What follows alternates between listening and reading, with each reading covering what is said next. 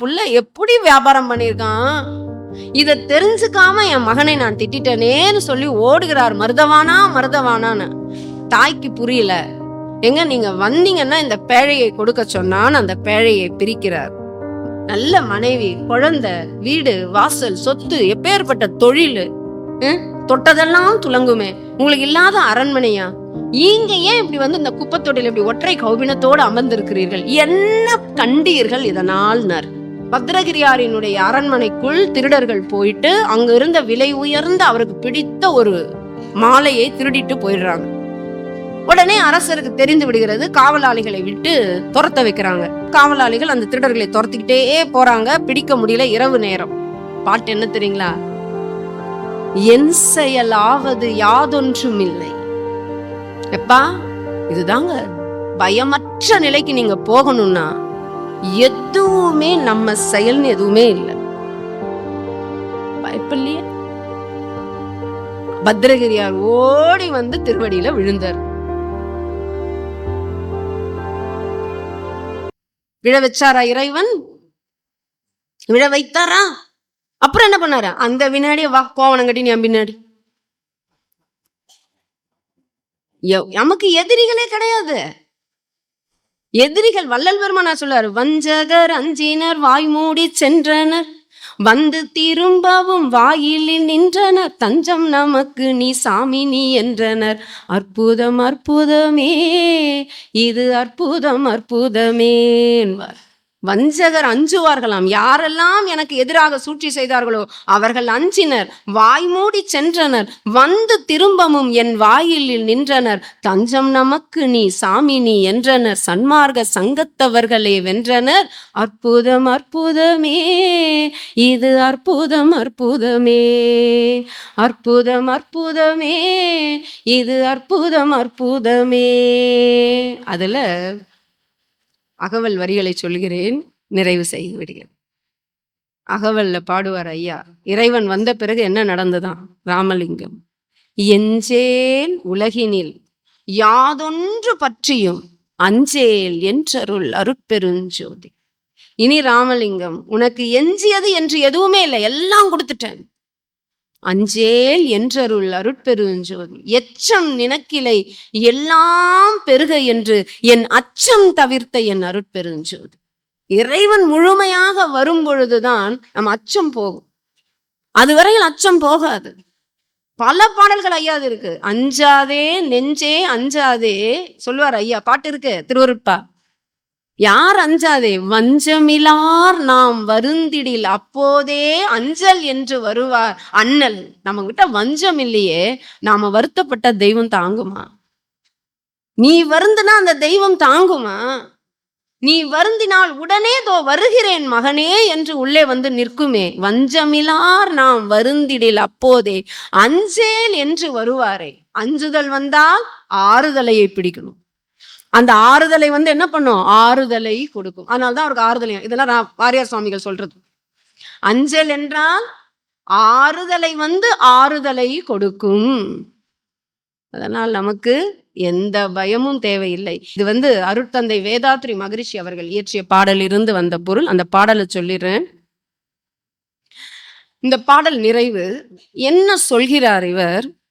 இந்த பாடல் வந்து 4 வரி பாட்டு. நமக்கு எப்ப துன்பம் வரும்?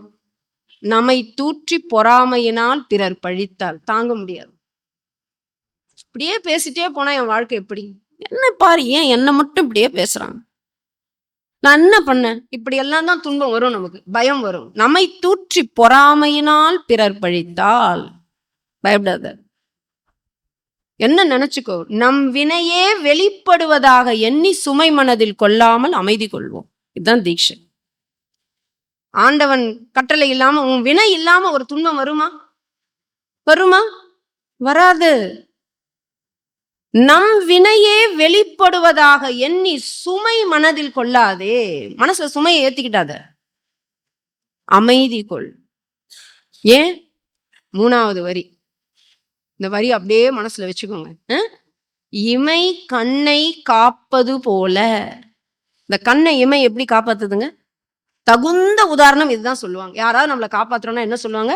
இந்த இமை கண்ணை காப்பாத்துற மாதிரி கனமேனும் காப்பாத்த மறக்காம இருக்கிறவங்க என்ன சொல்லுவாங்க? இமை கண்ணை காப்பது போல இறை அமைப்பு. இறைவன் கூட இல்ல, இறைவனுடைய அமைப்பு, அவன் அருள். அவன் மறந்தாலும் அவன் அருள் வந்து நிக்குமா? வள்ளல் பெருமானோட சொல்லுவார், நீ மறந்தா எனினும் நின் அருள் மறவாதுன்னு சொல்லுவார் ஒரு இடத்துல. எப்பா நீ மறந்துருவ, உன் அருள் மறக்காத என்ன. அப்படி இறை அமைப்பு எவருக்குள்ளும் எத்துன்பத்துக்குள்ளும் காவலாக அமைநியதி மறத்தல் கூட. மறக்காதீங்க, இறைவனுடைய அருள் இருக்குப்பா, உனக்கு காவலாக வருது. அதனுடைய அனுமதியில தான் உனக்கு துன்பம் வருது. யார் உன்னை பழிக்கிறார்கள், ஏசுகிறார்கள், புகழ்கிறார்கள், எல்லாம் அவன் அனுமதியோட தான் நடக்குது. சத்தியமா? சத்தியம். உங்களுக்கு ஒரு துன்பம் வருதுன்னா, ஒரு இன்பம் வருதுன்னா கடவுளே வந்தாருன்றீங்க. அப்ப துன்பம் அவனன்றி வேறு ஒன்று உண்டா? இப்ப இறைவன் ஆணை பொறுத்துக்கும், ஏத்துக்கோங்க. இது உபதேசமா எடுத்துட்டு போங்க. இனி துன்பமே கிடையாது உங்க வாழ்க்கையில. இனி உங்க வாழ்க்கையில துன்பமே வராதுங்க. இறைவன் ஏதோ அவர்கள் மூலமாக, எத்தனையோ பெண்கள் இருக்கீங்க, மாமியார் கொடுமையா இருக்கலாம், இப்பெல்லாம் மருமக கொடுமை தான், மருமக கொடுமையா இருக்கலாம், வெளியில கொண்டு போய் நம்மளை விட்டுடலாம், இல்ல என்னென்ன பேச்சுகள் சாப்பாடு போடாம கஷ்டப்படுத்துறாங்கன்னா நிறைய பெண்களா இருக்கீங்க. இல்ல மனைவி கொடுமையா இருக்கலாம், கணவன் கொடுமையா இருக்கலாம், ஆபீஸ்ல கொடுமையா இருக்கலாம், புள்ள குட்டிங்களால கஷ்டம். நான் எப்படி வாழ்ந்தது தெரியுமா, வியட்நாம் வீடு, அந்த சிவாஜி கணேசன் மாதிரி வருத்தப்படுறவங்களா இருக்கலாம். ஒரு காலத்துல நான் எப்படி, எல்லாம் வருத்தம் தான். போயா பரபிரம்ம யாரை நம்பி நான் பிறந்தேன் பாடுங்க, போங்கடா போங்க, நான் கடவுளை நம்பி இருக்கேன்டா. என் கடவுள் இருக்கும்போது எனக்கு என்ன பயன் உள்ள. அவர் வந்து என் காலம் வெல்லும் அப்படின்லாம் தன்னம்பிக்கையோட பண்ணாரு. நம்ம கடவுள்கிட்ட ஒப்படைச்சு யார நம்பியும் இல்ல. பிள்ளைக்கு தந்தை ஒருவன், அந்த பாட்டு கேட்டிருக்கீங்களா? பாட்டுக்கு ரொம்ப பிடிக்கும், கேளுங்க அந்த பாட்டு. பிள்ளைக்கு தந்தை ஒருவன், நம் எல்லோருக்கும் தந்தை இறைவன். இந்த குழந்தை கஷ்டப்படும்ல, அப்பதானே சிவாஜி பாடுவாரு, நீ ஒருவனை நம்பி வந்தாயோ, இல்லை இறைவனை நம்பி வந்தாயோ. பிள்ளைக்கு தந்தை ஒருவன், நம் எல்லோருக்கும் தந்தை இறைவன். என்ன சொல்லுவார் கண்ணதாசன்? தாயாரை தந்தை மறந்தாலும் தந்தை தான் என்று சொல்லாத போதும். இந்த வரி உருகாம கேட்க முடியுமா? ஏனென்று கேட்காமல் வருவான். நம்ம கூப்பிட்டா அப்பா அப்பா கூட என்னடான்னு கேட்பாங்க, அம்மா கூட என்னடான்னு கேட்பாங்க. ஏன் கூப்பிட்டுனே இருக்கேன்னு. இறைவன் அப்படி இல்லையா, ஏன்னே கேட்க மாட்டானா. என் குழந்தை ஏதோ காரணம் இல்லாம கூப்பிடுமான்னு ஓடி வருவாராம். ஏனென்று கேட்காமல் வருவான், நம் எல்லோருக்கும் தந்தை இறைவன், நம் எல்லோருக்கும் தந்தை இறைவன். இறைவனை பற்றி ஒன்று சொல்கிறேன். கடவுள் மேல நம்ம கோபம் வருது, இந்த கதவை மூடிட்டானேன்னு என்ன சொல்லுவாங்க? ஒரு கதவை திறந்து வச்சிருந்தாயா ஒரு கதவை மூடுவான்? இல்ல, ஒரு கதவை மூடினா ஒரு கதவை திறப்பானுவாங்க. ஒரு கதவை திறந்து வச்சிருந்தானே முதல்ல அந்த கதவையும் மூடுவான். நான் ஒரு கதவு அவன் திறந்து வைக்க மாட்டாங்க, பலாயிரம் கதவுல திறந்து வச்சுட்டு கூப்பிடுவான்.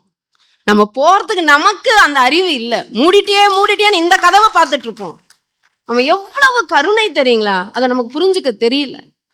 இத்தனை வழி இருக்கு, வாடான்னு கூப்பிடுவோம், போகமாட்டோம். இதையே முன்ன ஐயோ இதை விட பெரிய வழி உனக்கு காத்துட்டு இருக்குன்னு போகமாட்டோம். சரி, இந்த பாட்டுக்கு வந்துடுறேன். இறை அமைப்பு எவருக்குள்ளும் எத்துன்பத்துக்குள்ளும் காவலாக அமைநேதி மறத்தல் கூட. இவ்வளவுதாங்க கடவுள் துன்பம் கொடுப்பாரு. சத்தியம் சொல்றேன், நம்பிடுங்க. நீங்க தாங்கிறதுக்கு மேல கடவுள் கஷ்டம் கொடுக்க மாட்டார். அவன் திருவடியை பிடிச்சுக்கோங்க. அப்பா என்னன்னு திருவடியை பிடிச்சுக்கிட்டீங்கன்னா அந்த காவல் தெய்வம் இவ்வளவுதான் கொடுக்கும். அதை மறத்தல் கூடா. இத மறந்துடாதீங்க சொல்லிட்டு, இறை அமைப்பு எவருக்குள்ளும் எத்துன்பத்துக்குள்ளும் காவலாக அமை நியதி மறத்தல் கூடான்னு சொல்லிட்டு நிறைவு வரி சொல்கிறார். அச்சம் இல்லை. யார்? நம்ம அருட்சுடர்னா. நீ பயப்படலாமா? உச்சி மீது வானிடிந்து வீழுகின்ற போதிலும் அச்சமில்லை, அச்சமில்லை, அச்சம் என்பதில்லையே. இச்சகத்தில் உள்ளோரெல்லாம் எதிர்த்து நின்ற போதிலும் அச்சமில்லை, அச்சமில்லை, அச்சம் என்பதில்லையே. பிச்சையிட்டு உண்ணும் வாழ்க்கை பெற்றுவிட்ட போதிலும் அச்சமில்லை, அச்சமில்லை, அச்சம் என்பதில்லையே. பச்சை ஊன் இயைந்த வேர்படைகள் எதிர்த்து நின்ற போதிலும் அச்சமில்லை, அச்சமில்லை, அச்சம் என்பது இல்லையே. நச்சை எடுத்து நண்பர் நம் வாயில் ஊட்டுகின்ற போதிலும் அச்சமில்லை, அச்சமில்லை, அச்சம் என்பதில்லையே என்று பாரதியார் பாடியிருப்பார். இவ்வளவு வந்தா உச்சி மீது வானிடிந்து வீழுகின்ற போதிலும் இப்படிலாம் இருக்க முடியுமா? இருக்க முடியும். ஏன்? அந்த அளவிற்கு பரபிரம்மம் நம்மோடு இருக்கும்பொழுது என்ன பார்த்துக்கலாம் போயா. அப்படி அபிராமிப்பட்டதை சொல்லி நான் மறந்துட்டேன். அவர் என்ன பண்ணார் உங்கள் எல்லாருக்கும் தெரியும். பௌர்ணமின்னு சொல்லிட்டாரு, அமாவாசை. ராஜா வந்தார், என்னப்பா இது பௌர்ணமி, அமாவாசை அன்னைக்கு பௌர்ணமி. நானா சொன்னேன், அம்பிகை சொன்னா, அவள் பார்த்துப்பான்னாரு. ஆனால் பார்த்துப்பான்னு சொல்கிற உன்னை கொண்டு போய் இப்போ நெருப்பில் போட போகிறாங்கப்பா, இன்னைக்கு பௌர்ணமி நிலா தெரியணுமா? அவள் பார்த்துப்பாயா. இந்த பாட்டு எல்லாருக்கும் உங்களுக்கு தெரியும். மணியே மணியின் ஒளியேன்ற அந்த பாட்டில் பணியேன் பின் ஒருவரையும் நின் பத்மபாதம் பணிந்த பின்னேன்னு தைரியமாக சொன்னார. உன்னை பணிஞ்ச பிறகு அந்த ராஜா கிட்ட போய் நான் பணிவேனா? அவன் காலில் போய் விழ சொல்கிறானுங்க இவனுங்க. அடியே, உன் பாதத்தை பணிந்த பின்பு இவன் பாதத்தெல்லாம் போய் நான் பணிய முடியுமா? நீ பார்த்துக்கடின்னு மொத்தமாக ஒப்படைச்சார். நடந்ததா? அதனால் என்ன நடந்தாலும் தைரியத்தை இழக்காதீர்கள். எல்லாம் வல்ல பரபிரமும் உள்ளும் புறமும் வள்ளல் இருக்க வாட்டமேன் மனமே என்று கூறி, உங்களுக்கு இனி வாட்டமே இல்லை. இப்படிப்பட்ட குரு சன்னிதானத்தில் இருக்கின்ற உங்களுக்கு எந்த வாட்டமும் இல்லை, எந்த வருத்தமும் இல்லை, எந்த பயமும் இல்லை. தைரியமாக முன்னேறி செல்லுங்கள். இறைவன் உங்கள் கூட இருக்கிறார் என்று கூறி மகாமந்திரம் சொல்லுவோமா? அருட்பெருஞ்சோதி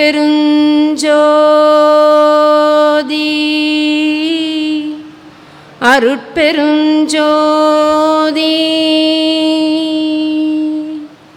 தனிப்பெரும் கருணை அருட்பெருஞ்சோதி. தொடர்ந்து அம்மா அவர்களின் பதிவுகளை பெற இந்த யூடியூப் சேனலை சப்ஸ்கிரைப் செய்யவும். மேலும் விவரங்களுக்கும் அம்மா அவர்களின் நேரடி மற்றும் இணைய வழி வகுப்புகளில் கலந்து கொள்ள டிஸ்கிரிப்ஷனில் உள்ள தொலைபேசி எண்ணை தொடர்பு கொள்ளவும்.